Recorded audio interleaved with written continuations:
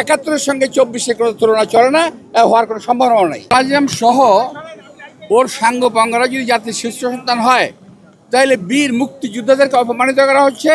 তাহলে বীর মুক্তিযোদ্ধাদের অবস্থানটা কোথায়, এটা একটু ওদের কাছে আমি জানতে চাই। এটা তো অবশ্যই এই দলটি 1947 সাল থেকে অদ্যাবধি 47 সাল, 71 সাল এবং এখন পর্যন্ত দেশের শান্তি কখনো কামনা করে নাই এবং করে না। তারা দেশের স্বাধীনতা চায় নাই, এখনো তারা দেশের স্বাধীনতা চায় না। তারা চায় এই দেশটা একটা বিপাকে পড়ুক, একটা ভালো খারাপ অবস্থায় চলে যাক এবং অশান্তিময় একটা দেশ থাকুক, তারা এটাই চায়।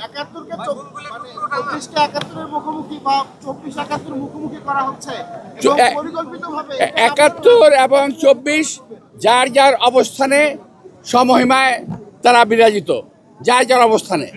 71-এর সঙ্গে 24-এর কোনো তুলনা চলে না, হওয়ার কোনো সম্ভাবনা নেই।